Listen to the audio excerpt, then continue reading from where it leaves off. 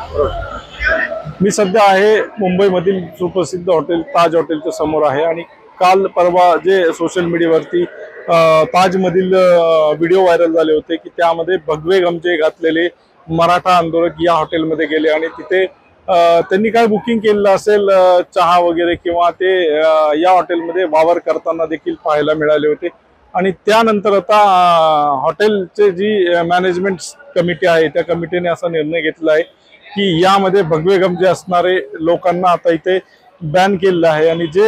हॉटेलचे कस्टमर आहेत जे बुकिंग केलेले आहेत त्यांना मागच्या गेटवरनं सोडण्यात येतंय आणि सोडलं देखील जाते। आणि या हॉटेलच्या दारामध्ये आता मोठा असा पोलिसांचा फौजफाटा उभा केलेला आहे। जे मुख्य प्रवेशद्वार आहे या प्रवेशद्वारावरती आता पोलीस तैनात करून समोरील गेट बंद करण्यात आलेलं आहे आणि याच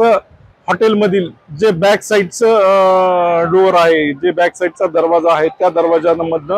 जे इथले पर्यटक आहे असतील किंवा जे विदेशी पर्यटक असतील ज्यांनी बुकिंग केलेलं आहे जे इथं सध्या वास्तव्यात आहेत या लोकांना आता बॅक साईडने एंट्री दिली जाते आणि आपण पाहू शकतो त्याच्या समोरील जे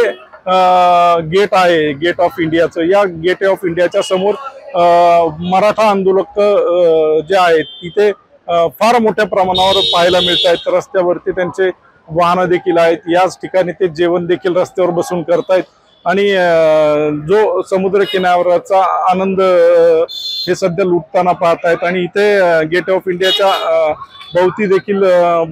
प्रचंड प्रमाणावरती मराठा आंदोलक आहेत। पण याच पार्श्वभूमीमुळे मुंबई शहरामधील अनेक रस्त्यांवरती मराठा आंदोलक सध्या वावर पाहायला मिळते आणि यामुळे रस्त्यावरील जी वाहतूक आहे ती देखील विस्कळीत झाल्याचं पाहायला मिळते। ज्या ज्या चौकामध्ये आंदोलक आहेत मुंबईमधल्या रस्त्यांवरती प्रत्येक चौकामध्ये मराठा आंदोलक आहेत आणि चौकामध्ये घोषणाबाजी करतायत सरकारच्या विरोधात निषेध देखील नोंदवतायत। आणि या सगळ्यामध्ये आता मनोज जरांगेचा उपोषणाचा आज चौथा दिवस आहे आणि त्यांनी आजपासून पाणी घ्यायचं नाही आणि या अगोदरचे जे 3-4 दिवस होते त्यामध्ये त्यांनी अन्नत्याग आंदोलन सुरू केलं होतं आणि आज त्यांनी पाणी देखील घेणार नाहीत असे स्पष्ट भूमिका काल जाहीर केली होती। त्यानंतर आज कुठे त्यांची तब्येत खालावल्याचं देखील पाहायला मिळतंय आणि त्याचमुळे मराठा आंदोलक आता मुंबईच्या संपूर्ण परिसरामध्ये आक्रमक झाल्याचं पाहायला मिळतंय आणि याच हॉटेलमध्ये जे जाण्याचा देखील आंदोलक प्रयत्न करत आहेत आणि यांना पोलिसांकडून रोखलं जातंय आणि ऑनलाईन पद्धतीने तुम्ही बुकिंग करा त्यानंतर तुम्हाला मध्ये सोडलं जाईल असं देखील इथल्या पोलीस कर्मचाऱ्यांनी जे हॉटेलचा मॅनेजमेंट स्टाफ आहे यांच्याकडनं सांगितलं जातंय। लोकशिवाय मराठीसाठी दीपक जाधव, मुंबई।